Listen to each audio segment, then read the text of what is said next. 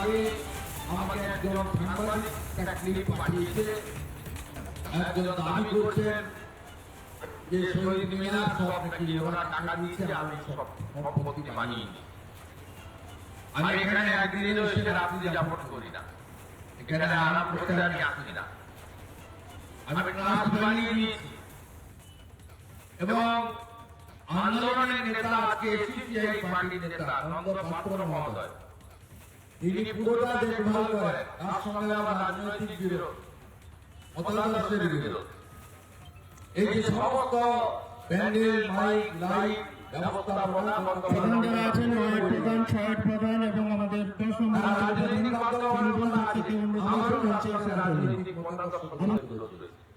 এরা জানে না, এরা নিজেদের শহীদের প্রতি নিজেদের পুত্র পরিবার কন্যা তাদের কর্মসংস্থানের সঙ্গে সম্মানীয় বিধায়ক রাজনীতি বিক্রি করেছে।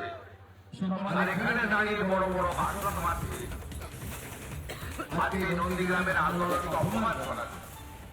আর কিছু হালি লোক তারা এখানে আসেন।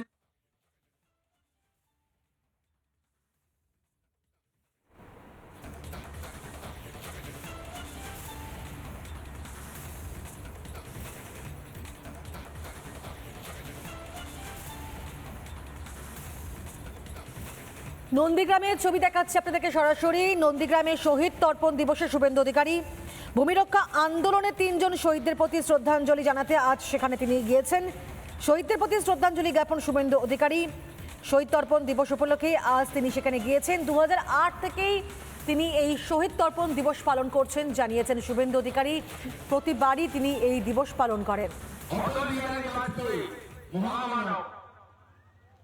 তিনি আশ্রয় দিয়েছিলেন যে বেটি বলে, কন্যা বলে, বাংলার মেয়েকে। তাই এই দলটা সেদিন প্রতিষ্ঠা পেয়ে অস্তিত্ব রক্ষা করতে পেরেছিল। 2001 সালে অটলজির সঙ্গে বিশ্বাসঘাতকতা করেছিলাম। সবাই জানে, আপনি যদি নিচের দমে বলেও জানেন যে মুখ্য মমতা ব্যানার্জির এই লড়াই ফেলানি শাসন সরকার নানুদের সুপুর অনুকরণ ঘানা ঘানা ছোট মারিয়া। আরে আপনি যদি নিজের দলের মুখ্যমন্ত্রী হতেন, আপনার জনপ্রিয়তা হতেন, তাহলে 2001 সালে আপনি মুখ্যমন্ত্রী হতেন। আর নন্দীগ্রামের জন্য আপনি মুখ্যমন্ত্রী হয়েছেন, তাই আপনাকে 13 বছর অপেক্ষা করতে হয়েছে 98 সাল থেকে 2011 সাল। হ্যাঁ, আমি 1,10,000-এর কাছাকাছি ভোট পেয়েছি। আপনিও তো 1,10,000 ভোট পেয়েছেন। আপনাকে যেমন মুসলমানের ঢেলে ভোট দিয়েছে, ও একদম 195টা 96টা নিজের ভোট দিয়েছে, ভোট দিয়েছে, ভুয়া ভোট দিয়েছে। মুম্বাইতে আছে, গুজরাটে আছে, তার ভোট বেড়ে দিয়েছে। চট্টগ্রামে শামসাবাদে দাউদপুরে 50,000 হিন্দু ভোট দিয়েছিল আপনাকে। আপনি অনেক কথা দিয়ে গিয়েছিলেন নন্দীগ্রামের মানুষকে। নির্বাচনে হার জিত হয়। যেমন প্রধানমন্ত্রী নরেন্দ্র মোদীজি, তিনি 5ই জানুয়ারি 2021 হলদিয়ার হেলিপ্যাড ময়দানে সভা করতে এসেছিলেন বিধানসভার পরিবর্তন। সেদিন বলেছিলেন যে গোটা ভারতবর্ষে পিএম কিষাণ সম্মান নিধিতে বছরে 6,000 টাকা করে কৃষকরা পাচ্ছে। একমাত্র রাজ্য পশ্চিমবঙ্গ আমার কাছে তালিকা পাঠায় না। যেদিন তালিকা পাঠাবেন আমি পরের দিন টাকা দিয়ে দেবো। 17 সাল থেকে তিনি বলছে পশ্চিমবঙ্গ নাম পাঠাচ্ছে না। পশ্চিমবঙ্গের কৃষকদের ক্ষতি হয়েছে। ভারতীয় জনতা পার্টি ভোটের করে 77-এ আটকে গেল। তৃণমূল কংগ্রেস সরকার তৈরি হলো। জুন মাসে তৃণমূল কংগ্রেসের সরকার প্রথম 32 লাখ কৃষকের নাম পাঠালো। তারপরে আবার 18 লাখ কৃষকের নাম পাঠালো। 50 লক্ষ লোক কৃষক বছরে 6,000 টাকা করে পিএম কিষাণ সম্মান নিধিতে পাচ্ছে। সেদিন কিন্তু নরেন্দ্র মোদী বলেননি যে আমি তো 148 পাইনি, 77 পেয়েছি, আমি স্কিম দেব না। আমি বলে এসেছি তো কি হয়েছে। আপনি 1,08,000 ভোট পেয়েছেন, একদিন নন্দীগ্রামে আসেননি গত 5 বছরে। নন্দীগ্রামের মানুষের খোঁজ নেননি যে 41 জন শহীদ হয়ে রাধারানী হারি তারা তাদের সম্বল হালদাররা পেটে ঘুমিয়ে নিয়ে এখনো বয়ে বেরোচ্ছেন, আপনি তাদের খবর রাখেননি। উল্টে কি করেছেন, আন্দোলনের নেতাদের নামে কেস তুলে দিয়েছিলেন। 421 বলে একটা সেকশনে ত্রুটিযুক্ত।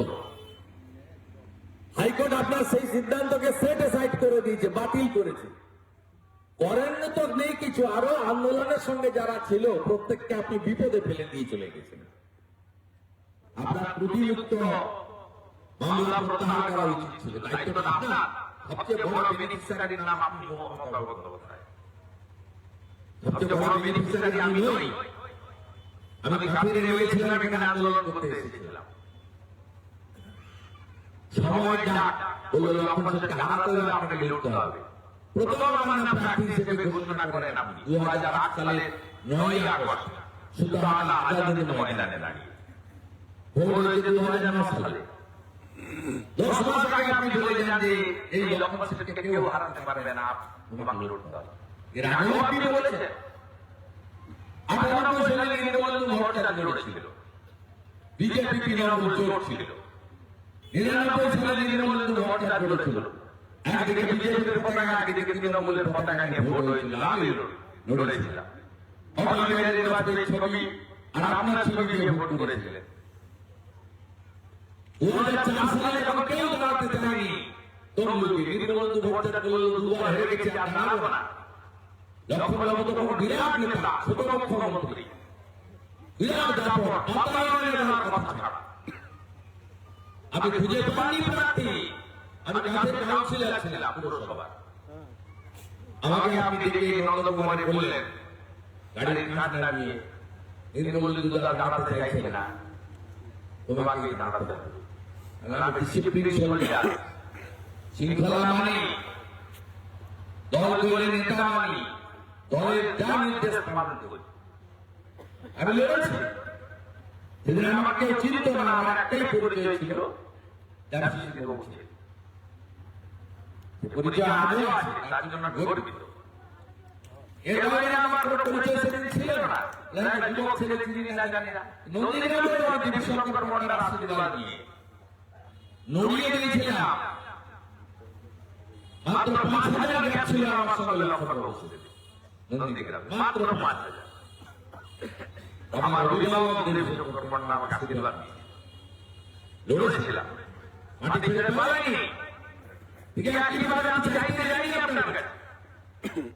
আমি বাধ্য হয়ে আমাকে বলেছিলেন 2008 সালের 9ই আগস্ট ভোটের 10 মাস আগে যে আপনাকে দাঁড়াতে হবে। আমি ঠিক ছিলাম না, আমার অনুপস্থিতিতে আমি ঘোষণা করেছি। লড়েছি 1 লাখ টাকা খরচ হবে। সবচেয়ে বড় বেনিফিশিয়ারির নাম হল মমতা বন্দ্যোপাধ্যায়, আর সবচেয়ে বড় গদ্দারের নাম হল মমতা বন্দ্যোপাধ্যায়।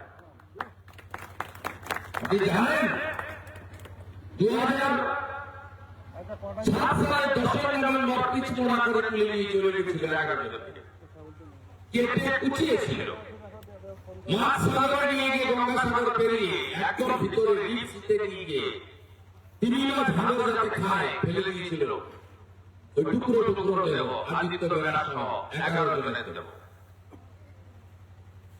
7 বছর না হলে ভারতীয় আইন অনুযায়ী ডেথ সার্টিফিকেট পাওয়া যায় না। 7 বছর পরে আপনি ডেথ সার্টিফিকেট পাবেননি। এরা জানে শিবপুরের লোকেরা শিবপুরের 5 টাকা খরচ করে ডেথ সার্টিফিকেট আনিয়ে দিয়েছে। আপনি পাপ করেছেন।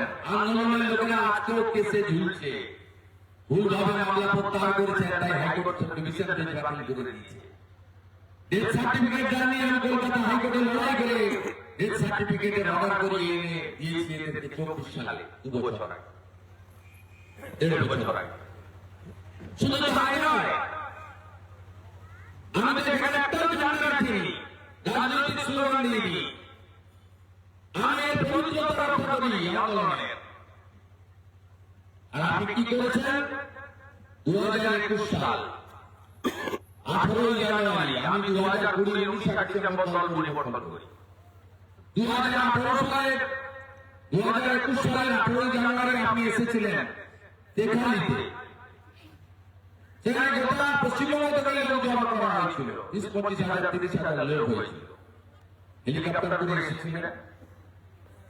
আপনারা দুজনই তো হেলিকপ্টারে থাকেন, আপনি আপনার ভাইপো মাটিতে পা দেন না, সবাই জানে। এসেছিলেন সেদিন এত লোক দেখে সুফিয়ানের বুদ্ধিতে, সুফিয়ান লোক সব নন্দীগ্রামের লোক, সব নন্দীগ্রামের লোক ছিল না, দুর্গাপুর বাংলার লোক ছিল। সত্যি কথা তো বলে না। এ ভেবে 30,000 লোক যদি এখানে হয়, 4টা করে যদি ভোট পাই 1,20,000 থেকে হারিয়ে দেবো। বলছে আমার বড় বড়ের নাম ভবানীপুর, ছোট বড়ের নাম হচ্ছে নন্দীগ্রাম। আমি নন্দীগ্রামে দাঁড়াবো। আপনি আমাকে হারাতে এসেছিলেন, আমি আপনাকে হারাতে যাইনি, কিন্তু গঙ্গার ওপারে। সেদিন নিখোঁজ লোকেরা, তাদেরকে আপনি 14 মার্চের নয়, যারা পরবর্তীকালে মারা গেছে 4 লক্ষ টাকা করে সরকারি, রাজ্য সরকারের টাকা ছেড়ে দিয়েছিলেন। এরা বসে আছে, 4 জন যায়নি আপনার ওখানে। আমরা সুবিধাকে ছাড়বো না। আমাদের সঙ্গে তার রাজনৈতিক সম্পর্ক নয়, আত্মীয়তা, রক্তের সম্পর্ক। আমরা ছাড়বো না। 4টে লোককে আপনি চেক দেন, 4-4-16 লক্ষ টাকা।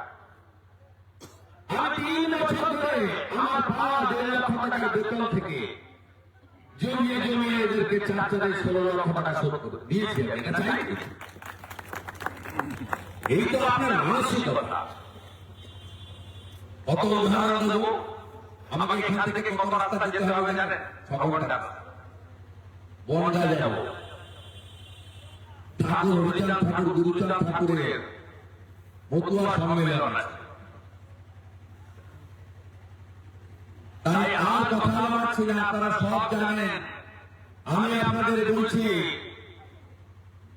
নন্দীগ্রাম না হলে দিদি থেকে দিদিমা হয়ে যেতেন, মুখ্যমন্ত্রী হতেন না।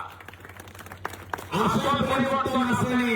সোনাচূড়ার গ্রামে গ্রামে ছেলেরা গুজরাট, মধ্যপ্রদেশ, উড়িষ্যা গিয়ে কাজ করতে চলে গেছে, স্ত্রী পুত্র পরিবার বাবা মাকে ছেড়ে। আসল পরিবর্তন আনতে হবে। যাদেরকে আমরা শ্রম দিয়ে, পরিশ্রম দিয়ে, আমি নিজে 42টা মামলা খেয়েছি, প্রয়াত বুদ্ধবাবুর প্রতি আমি কৃতজ্ঞতা জানাই। তখন এডিজি ছিলেন ভূপিন্দর সিং, সিআইডি। এন রমেশ বাবু ছিলেন DIG Medinipur range. IG south Bengal ছিলেন অরুণ গুপ্তা। বুদ্ধবাবু 2008-এর পঞ্চায়েত নির্বাচনে পূর্ব মেদিনীপুরে প্রচারে এসেছিলেন। পয়সাতলে কাঁথির মাঝদাতে এগরার বালি হয়েছে, রাত্রি যাপন করেছিলেন হলদিয়া ভবনে। তার কাছে বলা হয়েছিল যে লক্ষ্মণবাবুর নাম চার্জশিট থেকে বাদ দিতে হবে, তখন সিপিএম রাজত্ব। বুদ্ধবাবু বলল লক্ষ্মণবাবু কেউ ছিলেন? যখন যেদিন ঘটনা পুলিশ রিপোর্ট করলো না, উনি ছিলেন না, উনি কখনো বাংলাদেশে ছিলেন, বাংলাদেশে ছিলেন, স্পটে ছিলেন। বুদ্ধবাবু জিজ্ঞেস করলেন ওদের নেতা শুভেন্দু অধিকারীর নামে কত মামলা আছে? পুলিশ বলল ওনার নামে 42টা মামলা আছে। বুদ্ধবাবু জিজ্ঞেস করলেন যে উনি কি স্পটে ছিলেন? বললেন না, উনিও স্পটে ছিলেন না। কখনো চণ্ডীপুর, কখনো দেয়াপাড়া, কখনো নন্দীগ্রাম ছিলেন, স্পটে ছিলেন। তাহলে চার্জশিট দেওয়ার সময় দুজনের নামই বাদ দিতে হবে। আপনি পারেননি সবার মুখ্যমন্ত্রী হতে, আপনাদের সোনাচূড়ার আশীর্বাদে আমি লাস্ট রাউন্ডে অল্প ভোটে পিছিয়ে ছিলাম, আমাকে জিতিয়েছে কে? সোনাচূড়া। 3200 ভোট জিতিয়েছিলেন। আমি আপনাদের মাঝ ভাত খাওয়াতে পারিনি, কিন্তু বিরোধী দলনেতা কাকে বলে আমি বুঝিয়ে দিতে পেরেছি। আমি আশা করি আমার আত্মীয়রা আমার সাথে থাকবেন। এ সম্পর্ক চিরদিনের। শহীদ মিনারে আসবো, রাম মন্দিরটা তৈরি হয়ে গেলে ওখানে এসে মাঝে মাঝে থাকবো। সোনাচূড়াই আগামী ভবিষ্যতের আমার ঠিকানা। সবাই ভালো থাকবেন, সবাই ভালো থাকবেন। নানা ধরনের কন্টেন্ট দেখার জন্য লাইক করুন, শেয়ার করুন আমাদের ফেসবুক পেজ, সাবস্ক্রাইব করুন আমাদের ইউটিউব চ্যানেল। পাশাপাশি অন্যান্য ব্রেকিং নিউজের জন্য অবশ্যই চোখ রাখুন রিপাবলিক বাংলায়।